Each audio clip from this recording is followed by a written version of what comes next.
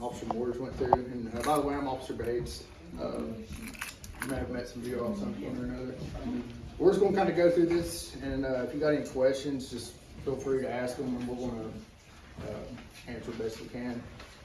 So we went to this training. It was called ALICE, and that stands for Alert, Lockdown, Inform, Counter, and Evacuate. It's just something to help you kind of remember what you need to do if it's an active shooter or some kind of violent intruder. And really the whole idea of this stuff is to just get you thinking about what you need to do if somebody does come in, what things that need to be happening, and help you all understand what we're going to do when we show up, if there is a violent intruder or active shooter. So the first one's alert, and that's the first notification of danger. It involves recognizing signs of danger, receiving information about the danger from others, and it can be as simple as accepting the announcement about an intruder or hearing the sound of a gunshot. So basically what that means is if you see something that you're uncomfortable with, if you see somebody walking outside with a gun, you hear a loud noise, a pop if it's a firework or a gun, whatever. That's not the time to go out here and start looking around. That's the time to alert other people that are here. If I don't know if y'all communicate through text or calling each other when you're coming in, that kind of thing. But if you have people that are coming in, maybe alerting them that something's going on here. Usually what we see out here is anytime something kind of crazy is going on, people will pull out their cell phones and start filming us and seeing they're so curious about what's going on, and that's kind of a dangerous thing because if something does happen, they're right there in the middle of it, instead of getting out of the situation. The next one is L, it's lockdown. If evacuation is not a safe option, barricading the entry points and using items to fortify the entry points and making it difficult for anyone to enter. Preparing to evacuate and spreading out in the room. So if you do have to lock down, there's different ways you can do that depending on how the doorways in the room that you're in. The main thing too is spreading out in the room. If there's several of you in the room, if I'm a bad guy and I come in here and all of you all are in the room and I'm the bad guy coming in to hurt you all, if everybody goes and hides in a corner under a desk or behind a table, you're all in that one spot. I don't have to aim or do anything. I can just shoot into that one area, and I don't have to aim or be careful about it because I'm a bad guy. I'm just trying to hurt people. So spreading out in the room, if I come in here, that gives me a bigger problem that I have to deal with. And then we'll go into something else here in a second. But spreading out in the room and using something as a weapon. Basically, we'll get to that in a second. Inform, that's communicating real-time information about violent intruders' location, using clear and direct language, via any communication means possible. Don't use code words, and try to relay as much information as you can so that those that are involved are empowered to act as the situation requires. So we go to some of these places. I know, like the hospital, they use the color coded, we have code yellow or whatever, and that can cause confusion for, like, say the UPS man's here and an active shooter shows up, or whoever, somebody's not familiar with your codes, and you're like, we're gonna code, orange, and there's like, what is that? So, just, there's an active shooter, there's a guy with a knife, just, clear, so it makes sense to everybody, just plain talk, okay? And inform people, I kind of talked about that a minute ago, but if y'all communicate with email, text, phone calls, however you do that. Also, when you call us, the thing that you got to understand here probably wouldn't be a problem, but like depending on where you're at in the county, sometimes if you call 911, it'll go to Sullivan County, and then they have to transfer it to us. So there's a little bit of a delay when you call 911. It could be minutes, and by the time we get the call and get here, the response time, it varies depending on where officers are in the city, what else is going on. So if you do call because of an active shooter or a guy with a knife, try to stay on the phone with dispatch, because things can change from the time that we get the information to the time we get here. We've had situations where, you know, we get sent to something, and by the time we get there, somebody, just a citizen has intervened, and we get there and we don't know who's who at that point. So that can kind of create a dangerous situation for you if we don't understand, we don't know who you all are when we show up. So we don't know if you're good or bad at that time. So everybody could get detained, you could get handcuffed, all that stuff. It's just, but once the dust settles, we'll sort all that out, yeah. So like I said, just stay on the line with dispatch and try to give us information in case something does change. So communication's like the biggest important thing in all of this, really, with you all and with us both. C, it's for counter. When in close proximity to a violent intruder, create noise, movement, using distraction to reduce the shooter's ability to shoot accurately. Counter is not fighting. It focuses on distraction and control techniques that leverage strength in numbers and element of surprise. So kind of like I was talking about, spreading out in the room. The whole idea about that and making the noises and the distractions, it's to overload. If I'm a bad guy coming in here, wanting to hurt you all, overloading my senses. So they've proven that, you know, to shoot accurately and to do, a human can do one thing good at a time. You know, people multitask, but when you start multitasking, you can't do all those things as good as you could if you just focused on that one thing. So if my goal is to come in here and shoot people, hurt people, overloading my senses by spreading out in the room, arming yourself with, I mean, y'all have all kinds of stuff in here that you can throw, make noise. You got a drum set right here. So, yeah, all those things. And y'all have a lot of people here. I don't know if this many people, is this usually how many people y'all have here at the time, or is it, how many people do you normally have just on Six. about 6? So, You mean just volunteers, or you mean? just like on a given, like on Oh. Thursday we could have up to 20. Some, well, we have had up to 50 for bingo on Thursday, it's so, kind of yeah. depends. It So- varies, yeah. Okay. So, the whole idea about all this, one of the things that we talk about is looking for work. So like, if, you know, everybody in here jumps on the guy and tries to control him, that's fine, so you get that under control, but somebody needs to be calling 911, you know, doing other things, looking for work. So if you do have 20 people and you're one of the 20 that's just standing there with nothing to do, it's easy to do when something stressful is going on to like kind of freeze up, but start looking for something to do to help the situation. Even if it's something as simple as calling 911, stepping out here and flagging us in, because it could be, we got a ton of new officers down here that, like I said, I've never answered a call here, and I've been here like 7 years. So you may have somebody that it's their first day out of training, and they, you know, they're used to the GPS and they're close, but they're trying to figure out where they're at. So if it's simple, yeah, that's the best way to do it. That's what I usually look for too. So, and then the last one's evacuate. I think this is, at the end of the day, this is the best thing that you can do to get out of a situation, is just not be there. So when it's safe to do so, run from the danger, using non-traditional exits if necessary. Rally points should be predetermined and included in drills.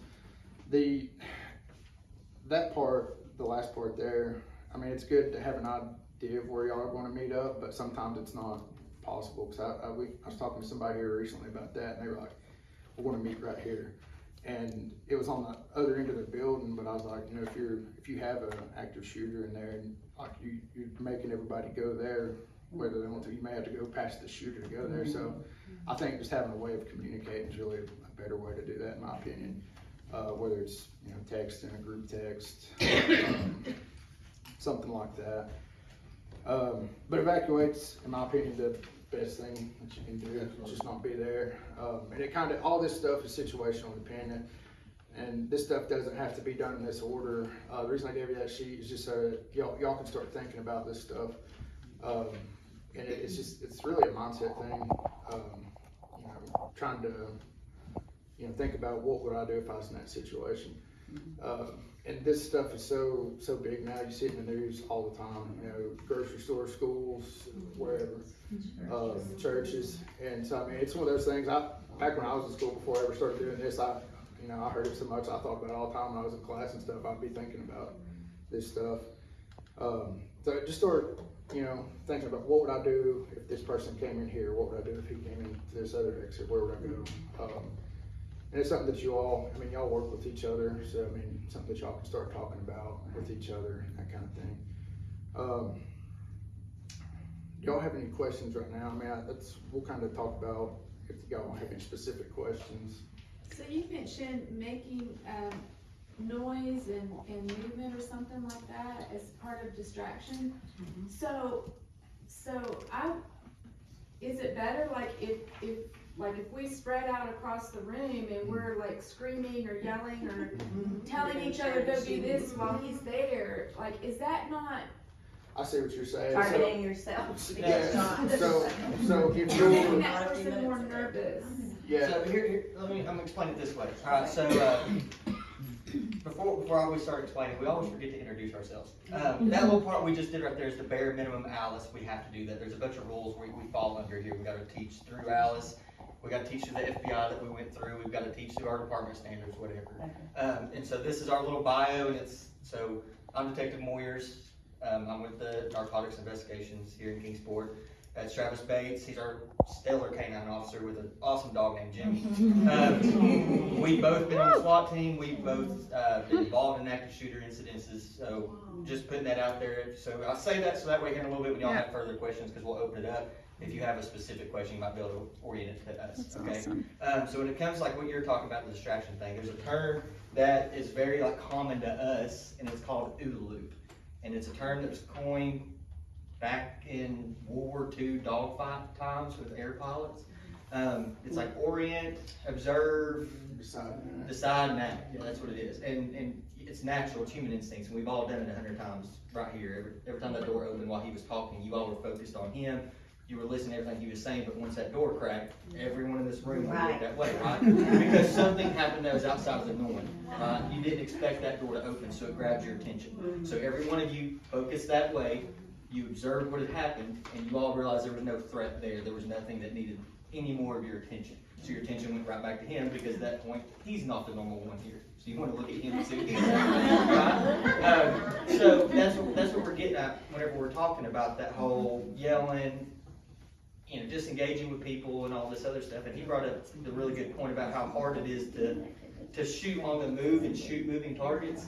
That is a very humble man there, but that is probably one of the best gunfighters we have at this. I use terms like that because I was in the military, so I'm sorry if it's like aggressive or something. But that's probably one of the best shooters I've ever seen in my career. And that dude can't even shoot really good moving. You know what I mean? And so it'd be really hard. I would like to think me and him both are pretty good. But if I sit right here and decided to pick one of you out, and one of you took off running, the chances of me actually putting a life-threatening injury on you is very low. Okay. Was it the Alice or the FBI school we went through where we did the sim stuff? Okay.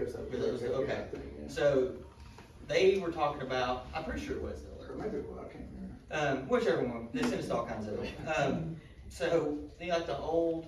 I mean, I'm pretty sure me and him both, when we were in school, the active shooter thing was like, oh, hide under your desk and wait to see what happens. Okay, so they did that with us, and they gave I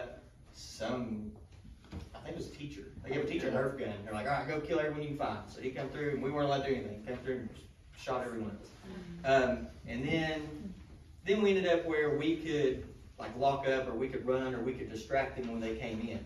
So he's talking about, and he said, you know, you didn't have to, all that stuff doesn't go in order. Right? So if I come in here right now and I'm like, all right, I'm gonna start shooting at all of you. Okay? We're all gonna be realistic because we're all adults. Obviously there's injuries that will happen from this, right? But if I'm looking at her in the tie-dye and I go to shoot, and you throw that water bottle at my head, I've now turned to look at you, and when I turn to look at you, Travis busts me with that drum, now I'm looking back at him. And so you're just screwing me up, right? And that's what we did. We all waited in the classroom, they gave us these little Nerf balls or whatever they were, so we didn't hurt nobody. And that dude come through there and opened up that door, and me and Travis just, bam, at the same time. It was awesome. We would yell at people, and that's even with trained people. I mean, people who know what they're doing. It's amazing how much chaos can happen from just someone in a room, just like looking at someone yelling. There's documented incidents of high school shootings where the kid stopped shooting because an adult figure stood in front of him and screamed, "No, put it down." And kids have dropped it. That's 100. I mean, that's happened. I think of at least 2 that I can think of. Just having someone scream in their face, someone telling them stop. Yeah. I mean, it's worked on us, and at work, you know, I put hands on people before. No, man, no. Okay, I won't. No, you need to go. You know what I mean? Like, it works on all of us. It does. But that's what that is. That's if you're just causing chaos. I always say, like, my brain, I have a very one-track mind, so it's like a hamster on a wheel. So the more chaos you throw in my brain, my hamster starts going off the wheel. You know what I mean? And that's exactly what you're doing. You're just throwing everything around. The screaming, the noise. It's in the military, you call it the fog of war, is what that's called. Just the chaos of it in general. So, And that would be if I'm in the room with you. Now, if I'm outside and I don't know exactly where you are, that would be the time to be quiet. But if I'm in here right now trying to hurt you, and we're that'd be the time to do that, distractions and that kind of thing. But one thing I was going to add real quick, that he said something that made me think of it. If you do the lockdown, don't open the door for anybody, even if they're like, "Hey, we're the police. We'll come in and get you." Because there's been times, I can't remember that one. It was student was he came to the doors of the school and knocked on the door, said it was the police. They opened the door and ended up shooting people in the classroom. So we have tools that will come in. My whole job on our SWAT team is breaching, so I open doors for this. I ain't seen a door that man can't open yet. we got tools. We've got ways to tell you. Like, I mean, when we teach like younger people, like the kids and stuff, like, don't, just because I sit there and tell you, "Hey, I'm such I'm a cop, over the door," don't do it. I've got a badge I can slide under a door. I got a police ID. I'll give you something that, like, I swear I'm the cops. When we went to, do y'all remember the news when Volunteer happened? Do y'all remember that? Yes. Okay, so we were like what? We were the first SWAT team there. And we were trying to get to the cafeteria. The cafeteria workers wouldn't, and all the kids, all the teachers, they were not supposed to open up doors for any of us, and they didn't. So we had to force our way to the cafeteria room, and when I say, dude, those women were ready to go, dude. That woman would have a spatula like wrong. I mean, it was wild, right? I mean, every room we went to, we were like having to tell people, like, "We swear we're the police. We are opening up your door. Please don't hurt us." Because there would be teachers in there with like staplers. I mean, it was wild. But in all reality, throughout that whole school was locking down the best case. Every one of those, and that's all I could think about, because this was after we went through Alex, so me and him had done a little bit more further training with it. But every time I went to a room, and we would call out 15 kids who were terrified, screaming, crying, the whole nine, thinking that, there's someone trying to hurt them out there. All I could think about was, there was a window right there. Like, I'm looking at cops. Why don't you just jump out the window and run to a cop? You know what I mean? And like he said, there might be some like little rough times if you run into a cop in that kind of situation. But I mean, get out of the room. But we're just indoctrinating everyone so much to do the whole barricade down and lock up. Absolutely not. I hate confrontation. I hate violence. I don't like getting hurt. I'm gonna jump my butt out the window. But I'm gonna jump my butt out the window and I'm gonna be gone. Like, I'm not messing with it. I mean, I'll help my people get out as much as I can. But I can do a whole lot more good if I can get out and I can go get someone like Travis Bates and bring him. Like, I can tell you where to go. You know what I mean? So don't get focused on the whole lockdown thing. Me and him both, and we've seen it in real life. It's movement is life. Being able to get out. Granted, there are times that you have to lock down, and there's cool little tricks which we can talk about here when we like kind of open up to Florida questions and stuff like that. But I'm a huge, and he is too. Just get out if you can. If I'm in this room and something pops off there, well, I guess it's a bad example. It's a bathroom. But I'm gonna dip out that door. You know what I mean? There's all kinds of exterior doors here that I've seen so far. So just don't be focused on like, oh, I gotta walk over the bathroom. That's kind kind of all the real Alice stuff we have to go over. So most of the times we teach this, it's more like, we call it teaching, but it's more like an advisement kind of thing. We usually do it at businesses and we walk around and do like a facility check and stuff like that. But most of the time when people want us here, they just want to ask us questions and like ask some situational stuff. Now, so when I open it up, just remember, there's certain questions that we can't give straight answers to because we're in a law enforcement capacity. You know what I mean? And we're under Alice instructed, right? It isn't like you caught Dylan Moyers at the gas station and I can tell you, oh, this is what I would do, blah, blah, blah. It ain't how it works. We can't do that. So we like don't think we're being rude when we tell you like, oh, well, I don't know, it just means, you know, there's some things we just can't answer. But with that being said, we can kind of open up the floor. So from the Alice, like when we're moving around and stuff like that, so several of our client ladies, a couple of them are in a wheelchair and some of them don't move very fast. So, like with that, when we're moving around, and they'll be stagnant, so they can shoot those. How do we?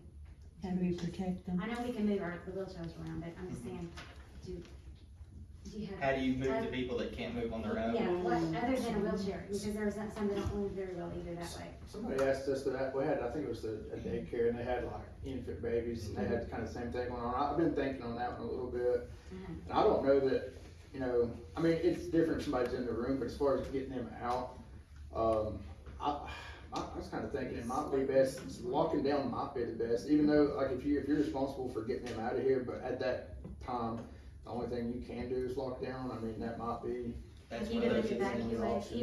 evacuate, we have to. Well, I mean, yeah, if you're able to get them out of here, rolling them or doing whatever, but if it's just not feasible, you can't safely get both of you all out of this situation right now, and lockdown might be. And don't put these things in your brain as in like I'm evacuating so I can't do this. You know what I mean? Okay. Like if I've got a woman in a wheelchair right here and I need to get her out, we have to go. I might dip into this bathroom for a minute because I can't physically get her out right now. My best option, instead of standing in the open, might be pull her in this bathroom. Okay. Now granted, when I pull her in this bathroom, I'm gonna get something really heavy in my hand and wait for the door to open and bust some dude in the head. Yeah. But, yeah, don't think like, oh, my job is to get her out right now, this is all I can focus on. Like he said, I mean, sometimes if you can't get someone out, you might have to get them. You might have to get them away.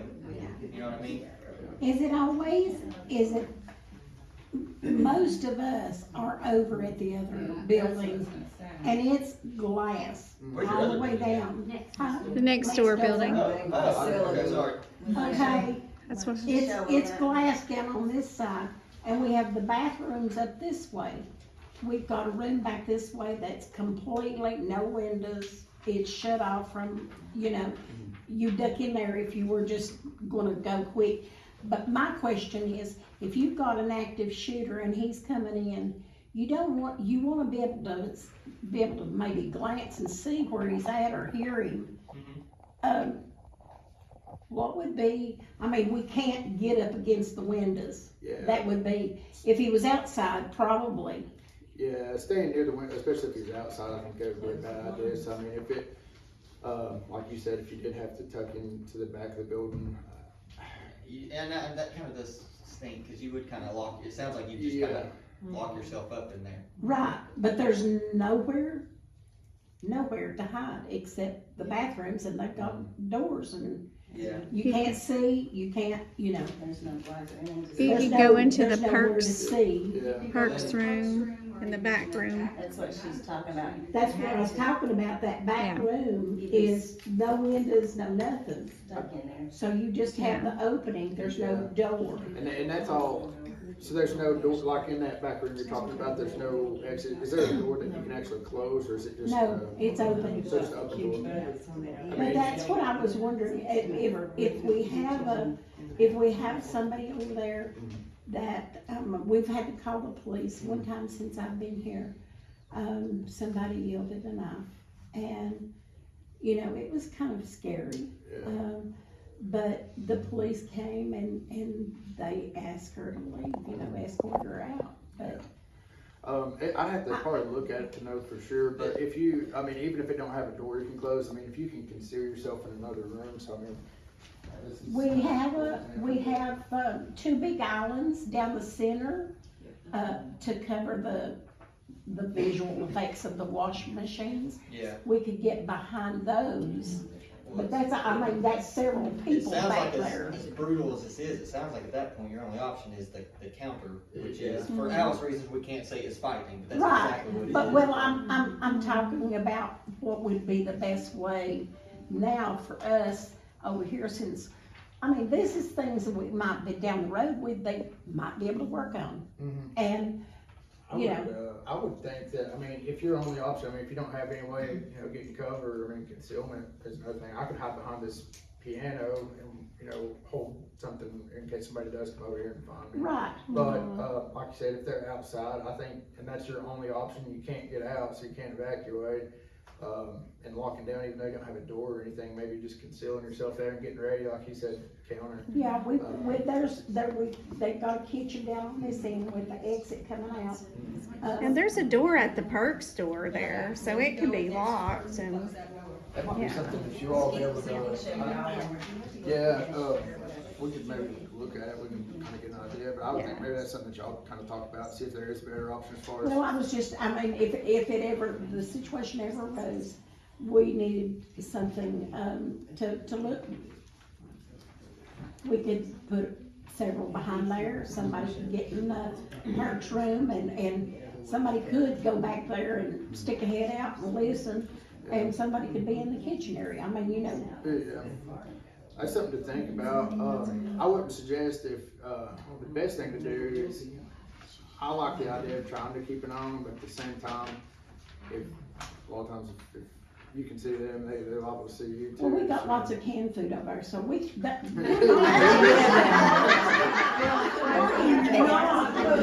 throwing bombs. I mean, you know, that's how we roll. Is, That's something we could maybe look at on, or something. yeah, if we had 4 or 5 people behind those counters, and then 1 or 2 in the other room, and 1 back in there, you know, and 2 or 3 in the kitchen. so our property is about 6 acres or so. We have an adjacent property out there that has a shed as well, and these 2 buildings. This is the only one that's 2-story, and the other one is flat. So if you guys want to take a look and give us any advice, we would appreciate it, so. We do whatever y'all want to. Yeah, we're here for what, yeah, these are very informal classes, so it's however y'all wanna run this, we'll do whatever y'all want. One thing that I forgot to talk about is, and we were talking about, when we went over the Alice stuff. You give someone a job to do, right? We call them law enforcement like a lifesaver complex, right? Like if you show up, you can quickly, if you know what you do, you can turn someone quickly from a victim into a lifesaver, right? Like as simple as you go from freaking out, but if I look at you and I get you to focus on me and I give you a job to do, whether as brutal as this is, it might be holding pressure on someone's gunshot wound, whatever, but it'll change your mentality, right? It'll change you from I'm no longer a victim, I'm trying to save a life, I'm a helper, right? On the other end of that, which is the more realistic part of this, is, and businesses forget to do this in different companies, to designate someone as a 911 caller. Alright, I can't remember where it was, but I can't remember when it was, but some young woman got stabbed 30-something times in front of an apartment complex, and this was years and years and years ago. And no one called the police, and when the police come there, they started asking people, like, why did you call cops? You know, why not? Well, I thought the neighbor called, well, I thought they called, I thought the upstairs called. Now, and there's a science name for it, of why people do that, I can't remember what it is, I'm We not have that somebody smart. that automatically gets on 911. That's it. You have to have somebody, that's absolutely. Yeah, We so I'm have just making sure y'all have emergency, someone. we have emergency police pools in both buildings. And so they are supposed to alert you guys as soon as we pull them. They're through our Church Mutual Insurance Company. Last time we used it was the incident where the lady had the knife, and there was about 8 of you, carloads of you showed up with like pepper guns and all this stuff. So it works good. Usually if something like that's going on, you're liable to get the whole shift showing up, so. We'll be here. Anybody else have, I've seen some other hands a minute ago. What is the requirement for carrying agency weapons? We get that question every time. Yeah. So, here it is. Alright, so are you all privately owned, or you, what is? 501c3. What? Ministry, non-profit. Okay, cool, so, and I guess that just shows my ignorance, I didn't know what this was. That whole, the gun carry thing is completely up to whoever runs this property, right? Whatever you all want to do. Me personally, this isn't me as Detective Moyers, or me as Alice Moyers, this is me as Dylan Moyers. I don't let my wife go nowhere without no gun. I don't even mow my yard without a gun. I've seen way too many bad things, so has he, seen way too many bad things happen to people. Alright, do y'all remember the dentist's office a long time ago? Yes. He was That one was of the her first cops father. there for that, okay? That was my father's shop. So, that's the whole thing. Yeah. So that's why you have to be focused, okay? So when you ask that question, everyone does it, and I'm glad they do. Make sure that you, you as an American can, in the city of Kingsport, you know, Tennessee is now a constitutional carry state, whatever. You have to make sure that you're, whatever entity you're under, you know, like businesses ask us that, and we always have to tell them, you gotta talk to your corporate, you have to have a policy in place. Okay, because I talked to, or I told my manager that I was coming to this, and they said, oh, maybe you can get a license to carry. Because we've had many robberies over there, at Ollie's. Oh, yeah. And so, and I work at the register, and I gotta work at the first register, and I gotta watch everybody coming in and out, and I've seen the guy whips in there, and he grabs something, and he's running straight out, and then we've had a whole bunch of other, you know, incidents, but now they're saying, you know, we. If Ollie says you can't carry a gun, you can't carry a gun. If No, you're they were, there. the managers, well, maybe we can get you to, get your. Well, that's all, like I said, that's all up to them. We can't, I can tell you legally what you can do, right? But whoever you work for, whatever your governing entity is, whatever we wanna phrase it, they're the ones that, it's like, you know, there's only certain guns that me and him can carry off duty because we are Yes. police officers and we have a policy that tells us what kind of guns and calibers we're allowed to carry kind of thing. You know what I mean? So it's the same thing everywhere else. Now, if you're just running around as a free American, not an employee under anybody or whatever, obviously constitutional carry, you do whatever you want. You know what I mean? So we can't say yes or no to that. I know we are allowed to carry mace ladies, right, and that's, we have that as our weapon right now, we really have. Or you can carry a birdie. It might scare them away, I don't know. Yeah, I mean, it's a loud, ugly sound, it really is. It is loud. Yeah, We've also got the thing of, the thing Yeah. We've also got that very ugly alarm next door, not the silent, in addition to this alarm that's silent to the police, we've got a very loud alarm as well over there, so. It goes forever though. It's pulled out, anyway, anything, that would be a good evacuation thing to do. So how do you suggest, like, since we're a two building campus, like, how do we communicate with people who are in the other building? Say the shooter comes in here, or they, during chapel service and we are full over here, or whatever, like, how do you? A lot of I don't know if this, I wouldn't know where to start on doing this, but I know like with Northeast State and some of the campuses, they do like a campus alert thing, and you'll send them an email and a text and different things. I think probably the easiest way would be a group text. Everybody has a cell phone. Easiest and cheapest way. So, yeah, you put all 50 of you or however in a Remind group and say, hey, there's a dude's the gun over here. And so if you're driving into work, you may be like, well, I'm going back to the house. Yeah.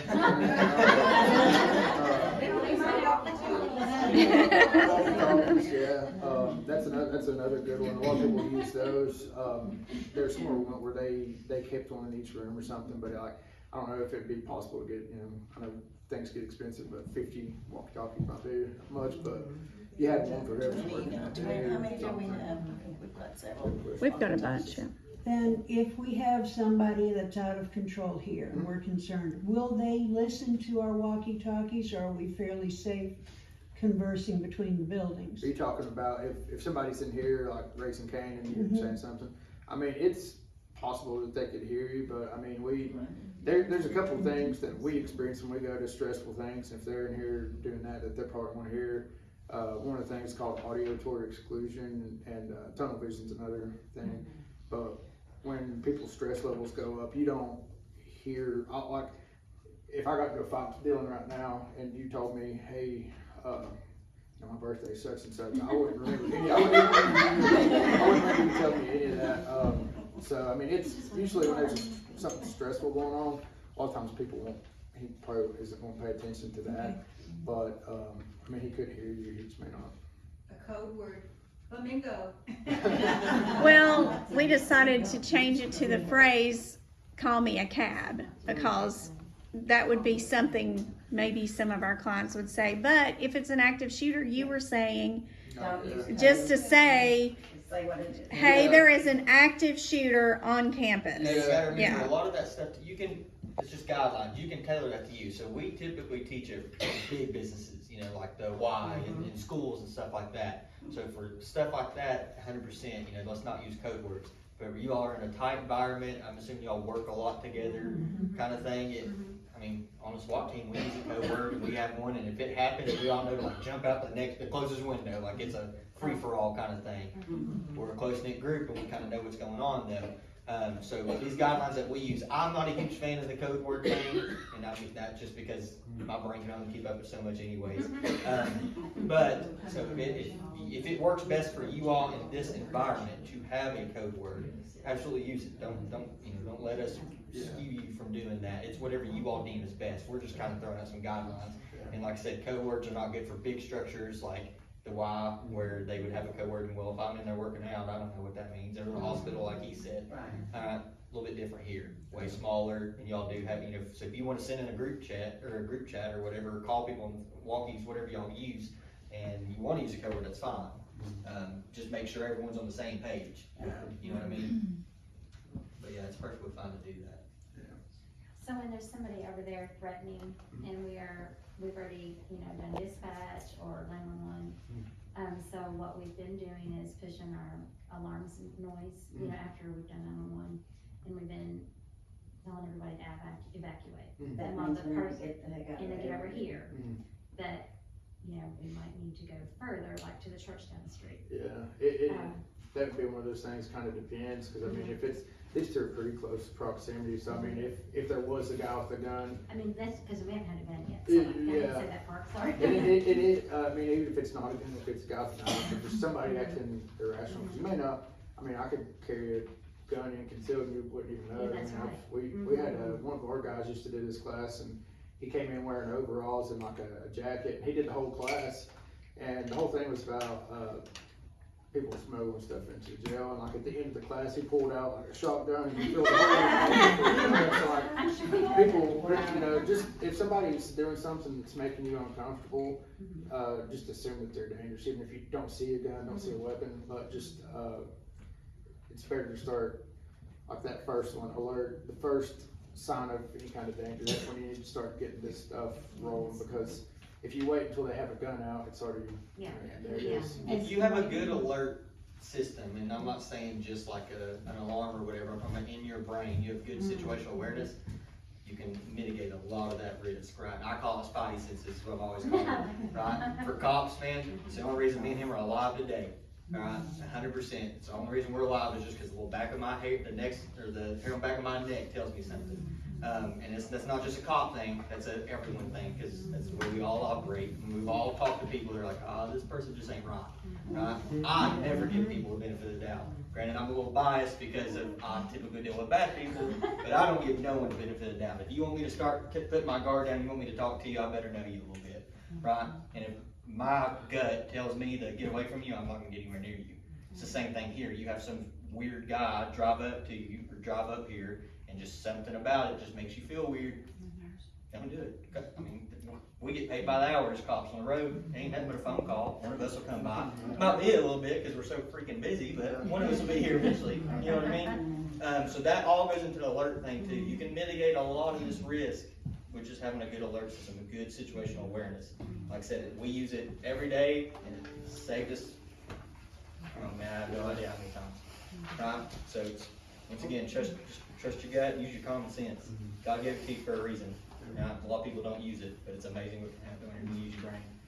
So do you, I was going to comment, we deal with some women sometimes who are That's You know, he's been saying men all the time. Yeah, but they're. That some of the women are as dangerous Yeah, as. I would men. say- Oh, absolutely. I would They're say- out Worse is- Now I'm talking about my tail and whoop is my brother. I was about to say, I've probably been in more festivals with women out here than anybody really.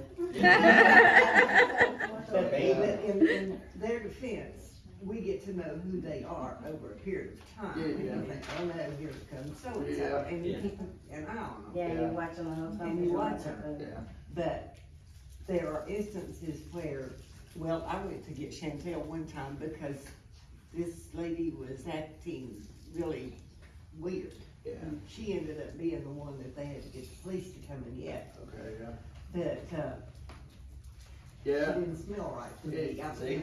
yeah. Once you get to know people, cause we both worked in jails before, and like, in there especially, like, you see the same people over and over, and even on the street, like, we deal with the same people constantly over and over, so you get to know them, and like, one day, you'll talk to them, and they're cool, and then 2 months down the road, they pull a knife on you. Oh, So, yeah. it's just, you And never then 3 know days what- after they pull a knife on you, it's back to, hey buddy, what's up? So, Yeah. it's one of the things, so if something don't feel right, it ain't right, just, stack it accordingly. And another thing I live by too is if it walks like a duck and quacks like a duck, it's a duck, right? I know it's awful sometimes, but I'm all about that common sense stuff, right? God gave me a brain for a reason, right? If you look weird and you're giving me the weird vibe, then I'm gonna treat you like that. Yeah. I ain't gonna get near you, I ain't gonna let one of my friends be with you by themselves, stuff like that, right? Yeah. I just have a question about your cell phone. So, like, if she sends out a text to everybody alerting us, should we turn our sound off right away? Because then we might hear all those noises Yeah. on the text and people calling you. Yeah, that's a possibility. We try to do that on, like, if we're clearing the house. We actually had I can't remember, we were going up to a house to do something, I don't remember what it was now, and one of those Amber Alert things went off, and so we're trying to be sneaky going up to the house. So, yeah, that is a thing. I would just make sure that it's like, that you know, some Just people keep have these looking at it. watches, that, I can't really say what would be best, as long as you're getting the text or the information We're looking somehow. at our phone. Yeah, if you feel it vibrating, I mean, I don't think it's a bad idea to turn the sound off, cause if I am coming here and y'all are hiding, I'm like, where's that? And then I hear 5 phones go off in here, and I'm gonna look there, you know what I mean? So, Our active shooter policy actually states on there that we should turn our sound down on our phones. So, Well, in theory, if you get the text should be very simple. There's a shooter and Right, whatever. yeah. There shouldn't really be any follow-up questions to that. It should be, I'm Done. getting out of here. Like, Yeah. so I'll wait for the cops to show up. And we all get it at once. Yeah, so there, yeah. So That's the chaos. I hope no one's gonna be texting back like a bunch of nonsense, you know what I mean? But, Pray for me. yeah, exactly. The text should be the text. That's it. You shouldn't have anything followed up. maybe they'll text back, are you sure? Are you absolutely sure? Yeah. I don't need to text and come through there and says prove it or something. I say that, but I mean, you take a picture of someone, put in the group chat, you know, stay away from this person kind of thing. So maybe I'll just completely wrong. there's different ways to look at it, I guess, really. Benefits of both, I guess. Yeah. So, Anything Some else? other ends, I thought. Well, there's only about 4 or 5 people that work at, where I work at each shift. Mm.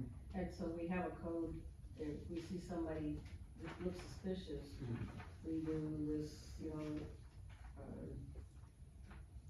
red 1, meaning 1 person, we mail, Yeah. or red 2, there's 2 of them, Yeah. or things like that, but we've had, and I had a customer that came to my register, he had it exposed, he had his gun in his pocket there, you know, the holster, and it was exposed.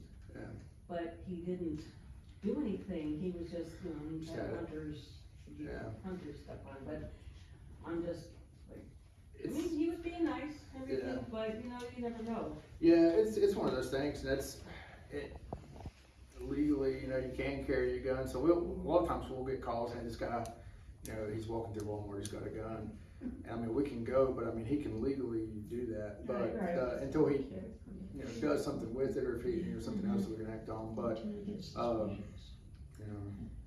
the code thing, like he said, if it works for you all and it's, you know, small group, and y'all are on the same page, then I think that's fine. I think the reason that they say not to do it is if it's, you know, my first day working with you and I don't know, or if I'm the mail guy delivering mail in here and y'all like, there's a red one and I'm the UPS driver and I'm like, oh, I don't know what that means, and then I get shot. I think that's their reasoning behind not wanting to do codes, but like he said, if it works for you all, y'all are all working together and y'all on the same page, I think that's probably fine. Yeah, but Could you expand on the OODA loop? I've been to church training and they've come talk about that some. mentioned that. Talk It's, like he said, it's something that every one of us do. Anything that I'm gonna do in my day, brush my teeth, whatever. If I'm gonna throw this folder to Dylan right now, I'm gonna have to, observe, orient, decide, and act. So I would have to observe Dylan, I'm gonna have to orient myself to him, I'm gonna decide to throw this, and then I act. And you do it with everything that you do. So like driving your car, you see a car about to run a stop sign, so you're observing that, you're oriented to that, and then you decide to stop because you don't want to run into it. And the whole idea about the distractions and all that stuff, if I'm coming in as an active shooter, your job is to disrupt my OODA loop. So if at any point you do something to disrupt my OODA loop, that whole process will restart itself. So I come in and I'm a bad guy and I'm gonna point a gun at you and shoot. So I point my gun, and then over here somebody over here throws a rock at me or a drum set, and at that point, you know, I have already oriented myself to you, but now I'm like, what is that? And so I have now, she's broken my OODA loop, and I have, that whole process restarts. What is going on over here? She just threw a drum set at me, and then somebody over here throws a chair or something, and you're constantly disrupting that guy's OODA loop. And it's not saying that you're not going to necessarily, somebody might not get shot, but that test that he was talking about where we did, we all just hid and did nothing. We didn't do anything to disrupt the shooter's OODA loop. He came in, he did exactly what his one job was, come in, he shot all of us. The only thing that changed in his OODA loop was I shot this person, now look at the next one. That's the only thing that changed. Yeah. And, Right. And the reason it's called the loop is, like he said, it's continuous. So I have like a one-track mind kind of thing. And the way I explain it to like the officer survival that we teach, if I look at someone, right, and we square up like we're wanting to throw hands, and I punch him in the mouth, I made that decision. I made a decision to hit him. He wants to hit me. Once I hit him in the nose, his OODA loop is done. He has to start all over again. So I punched him. Now he has to be like, okay, he's still in front of me. Now I'm going to punch him. And if, you know, the cycle can continue. That's all it is. It's just your regular day thinking, and there's all kinds of stuff goes into it. It's like whenever you drive I do this, I don't know if everyone does it, but if I'm driving my car and I blare music, and I go look for a parking spot, I always turn my music down. Now, it ain't anything to do with my eyesight, right? But it's messing with my OODA. I can't, it makes it harder for me to like, I want that parking spot. You know what I mean? It's just a loop, that's all it is. Right there's a great example of a loop, right? Look at that, see? Perfect. Is there a standard way to approach someone and talk them down before they get to critical mass? we typically try to do that, and there's just some people that you just flat out cannot talk down. But our big thing, there's a thing called a 21-foot rule that we used to get taught, but we try to keep our distance away from it. So like, if you decide right now that you're going to run up here and punch me in the face, like on average, a human brain has like 1.6 seconds for me to even process what is going on. So I kind of got off track there, but we try to keep distance when we're talking to somebody.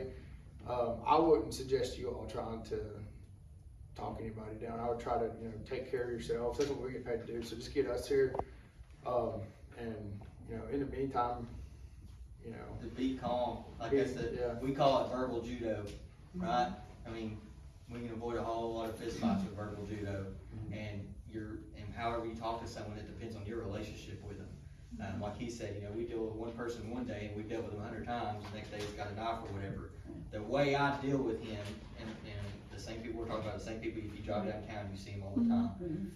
I still talk to that person the same, right? Because I don't wanna spike them, I don't wanna freak them out. Right. So whatever their norm is with me, and this is just people I have relationships with, you know, I keep it the same. I try not to escalate my voice, I try not to do stuff like that, cause I want, if I stay calm, they stay calm. So when it comes to like standards for verbal judo, the best advice I can give you is when you're talking to them, keep your distance and try lowering your voice. So if they're screaming and I scream back, they wanna talk over me, right?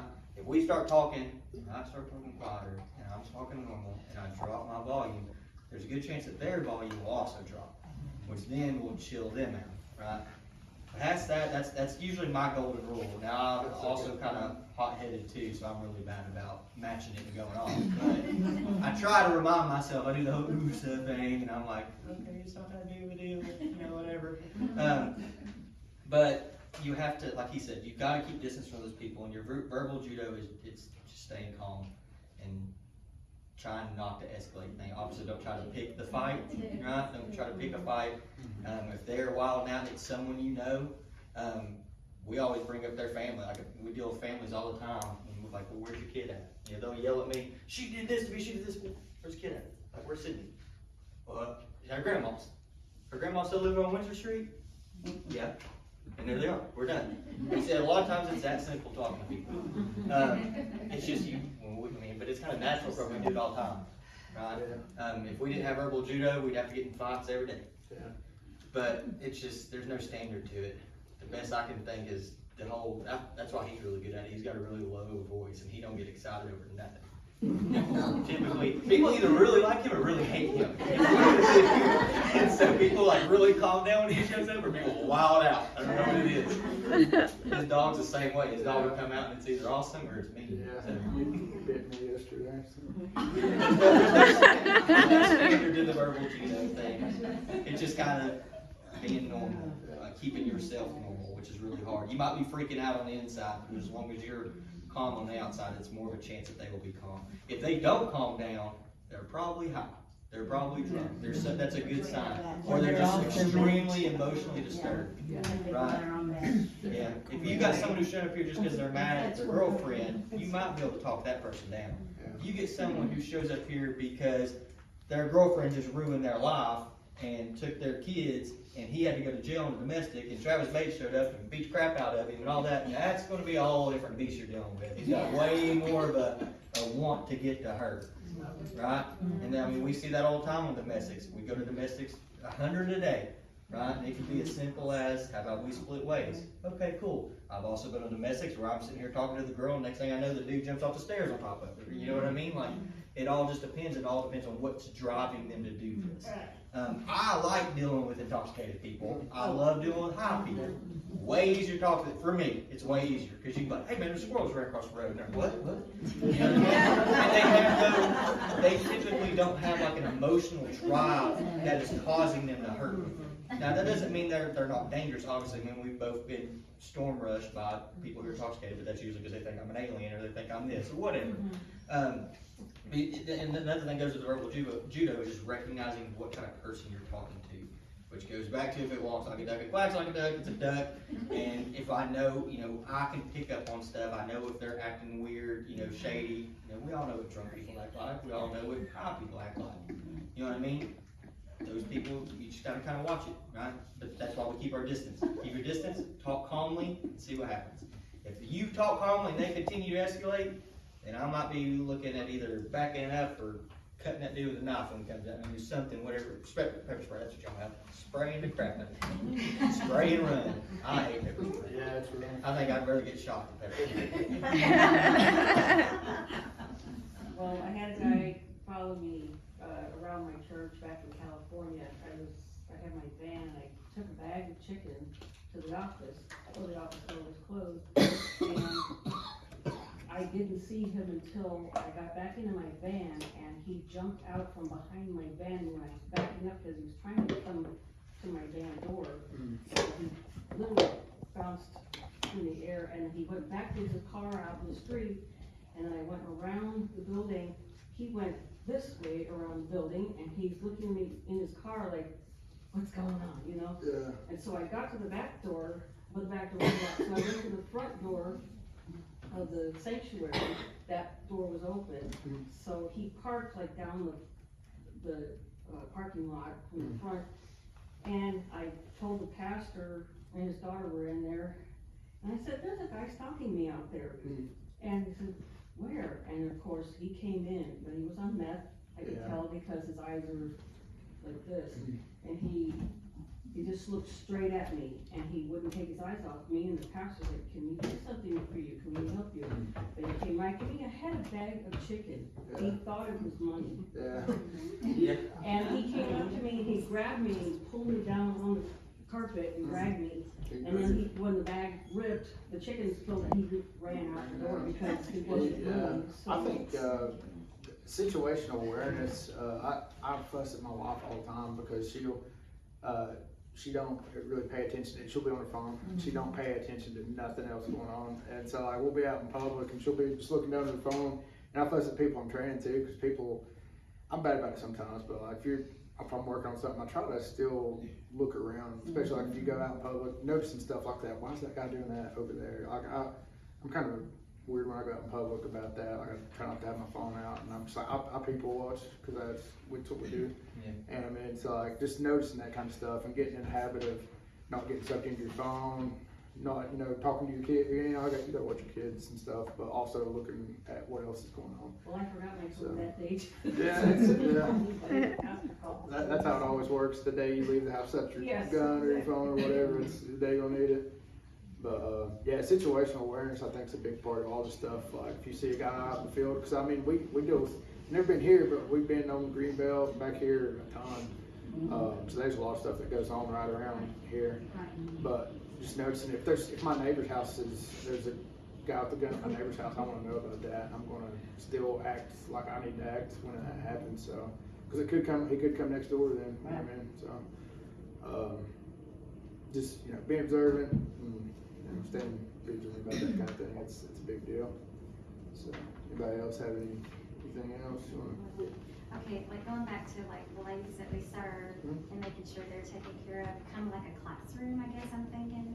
So like if we send out that massive text, there's a shooter on campus or whatever, do we need to like let the whole group know, I am here with someone that's sick today and I've got them in a safe area where, cause I can't get them out if that's a possibility, or if someone that can move as easily as someone else. So, yeah, I think, Cause we're probably more responsible yeah. for that. That has to be really for when we show up too. I need to know where to go get Yeah. somebody. Yeah. So it's this wouldn't be as big as like the volunteer thing. We were there all day. It's going, just plan on being there for a good while. And I mean, I think there's a time that, you might not necessarily have to tell your supervisor or whoever at that time, but at some point, I'm sure you'll have to be accountable. Yeah. At that point, I would suggest just like survive the situation. So, and Just there's to a let some time. people know, Yeah, or let someone whoever's know. with someone, yeah. Yeah, I mean, I'm Everybody locked in the agree. bathroom with such and such, Yeah. and she's not able I to. see We what don't wanna you're leave, saying. we I see what don't you're wanna saying. leave our Okay, clients. I see what you're saying. Yeah, So that way, whenever me and him show up, she might meet us out in the parking lot here. Say, hey, by the way. She's in there, and I can ask her, well, what's my, because this dude might be going ballistic and he's going crazy. My best option might not be to deal with him, it might be to get you out. So do a little creepy thing where I walk in here, grab you, and we run out the door. yeah. Yeah, so yeah, someone, it might not need to be in a group text, right? Yeah, Someone yeah, else might be just hiding, but one someone. person, yeah. Yeah, I agree with that, I'm because just we need to know that stuff. Yeah.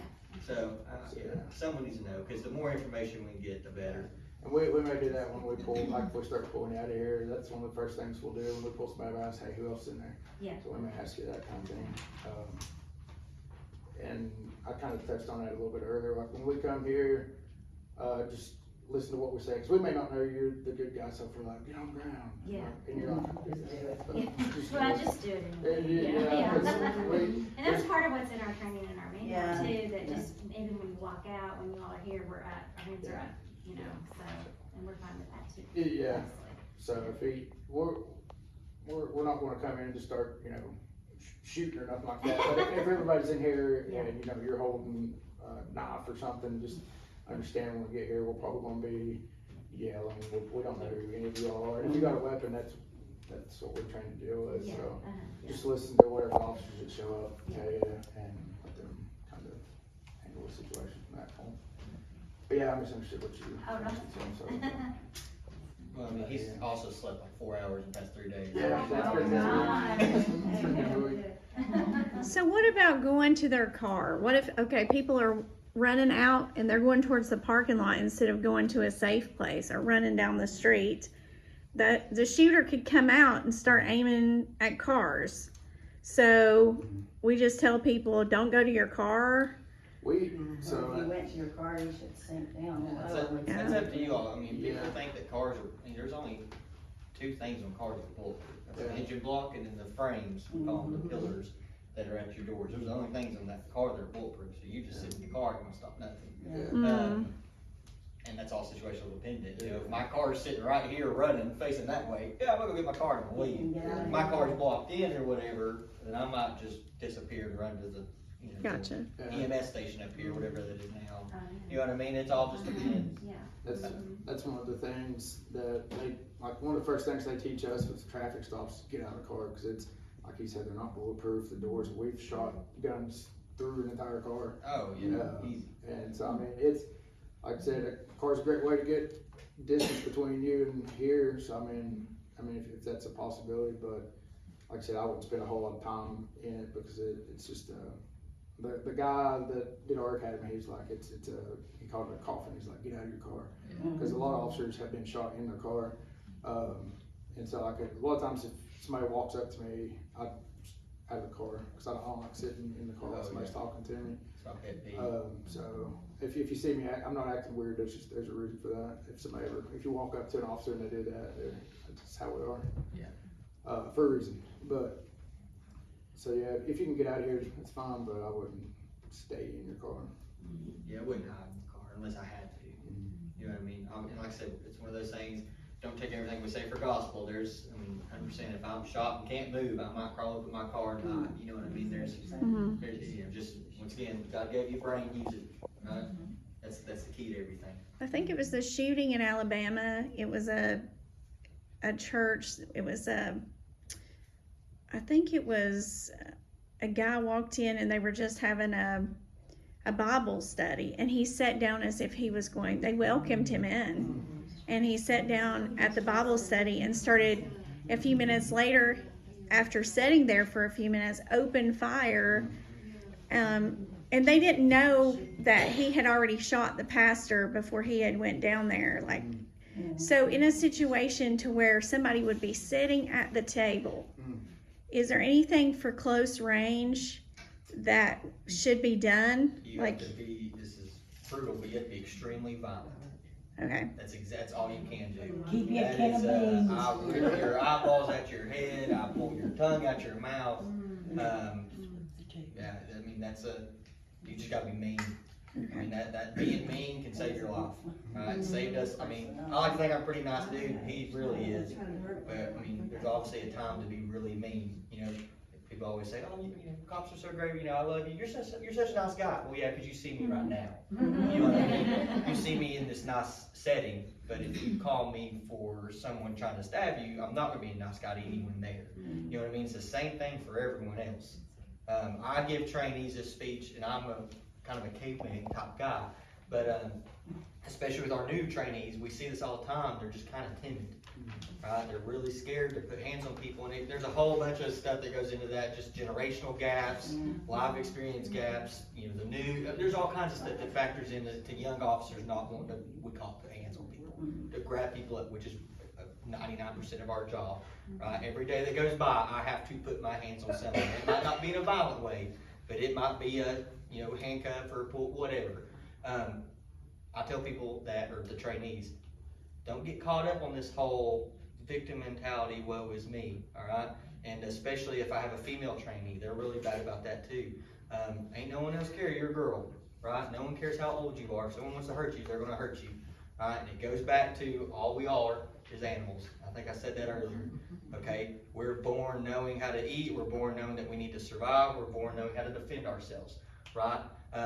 If, like some of the strongest people in this world are mothers, right? Over there, you know, we see it all the time on domestics. You wanna see a dude get real messed up on a domestic? Be a stepdaddy that hits a mom's biological kid. Be that dude and see what happens to you. We see it all the time, right? And I don't care how much weight he's got on her, if she wants to be mean, she'll be freaking mean, and it's usually for her kid, right? It's the same thing. Just be violent. There ain't no rules in a street fight. I mean, if I gotta take your eyeball out because you're gonna shoot me or shoot someone I love, I'm gonna take your eyeball out. So don't get caught up on the whole, you know, woe is me kind of thing. That's out that door. If a dude wants to hurt you, you can't plead and beg, right? And we run short on shifts. Sometimes in this city, a lot of people don't know that, but this whole city, sometimes there's only 6 of us working. And you gotta factor in how many other calls are going on, and how many other bad things is going. So as awful of a truth that is, you might really need us here one day because someone has a knife, and you might have every one of us in Colonial Heights, right? And I mean, we can drive really fast with blue lights, but people in front of us also forget how to drive. So it's not like we get here instantly, okay? So I say that to say, sometimes you do have to take care of yourself. I'm not telling you, I didn't, you know, say pick a fight. But if you're close and some dude just flips a switch and comes to attack you, then you just, the only thing I can tell you is be as violent as possible. That's a good point, that what he was just talking about. Most of the scenarios that they showed us at this school, we got a whole packet of them. Most of these things were done before the police ever showed up. Cause I mean, most of them only last a few minutes. Average school shooters are like 6 minutes. Yeah. That's the statistical average for school shooters, 6 minutes, I think. And then if you think about the time that that's going on, people are kind of scatterbrained. By the time somebody remembers to call 911, and they might get the next county over. All those things happening. By the time we get the information, you know, 10 minutes could go by or whatever. So you just got to be ready, like you said, you know, taking care of yourself, that kind of thing. So. I just have one question. So the car, back to the car situation, so let's say you're in the car, like you're trying to leave, the shooter runs in front of you, I mean, you could run over him, right? You can't legally give advice on that, but I mean, if you do what you have to do to protect You're not gonna go to jail for doing that. no. That the property or whatever, no, that's, He could sue. if you were protecting your Well, life, that's what I thought. or someone else's life. Opportunities, going to the other Yeah. building, and I just opened it and get in my car. you can't be charged criminally. Now, the whole lawsuit thing, now that's a whole. That ain't gonna hold up in Travis, court. How many times have you been sued? I'm running out at this point. Yeah. So many people sue. They may not win, but they can say. Yeah. That brought us, they fall through like a building with Yeah. glass, Yeah. and they sued. and- Cars are a weapon. I mean, like you see, there's people that have tried to run officers over. Safest weapon possible. It's they're dangerous. I try not to jump in people's cars. I've seen, people get run over, driven by cars. So I've been there's- close to running people over 100%. It's an So option. that would be Yeah. okay to say. Yeah, you point a gun at me in a Lane Garden and I'm gonna run you over.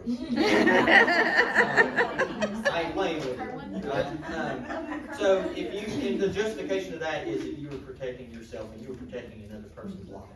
You know what I mean? You are not gonna get charged criminally for that. That's, you were well within. We're at an hour 17. Do I? We're at 1 hour Okay. 7, I think. Okay. Well, if y'all have any questions going forward with any of this, I'll give somebody my contact information. If y'all want to email one of us, we'll get back to you. If you want us to come back and do a longer thing and maybe do like a facility advisement kind of thing, we could do that. Kind of running short on time today, so we'll go ahead and kind of wrap it up. Let y'all get to your weekend. Where'd those rosters go that passed around? That we all signed? The ones that have the wide lines on it are theirs. Did everybody get to sign that? Are you going to look at the other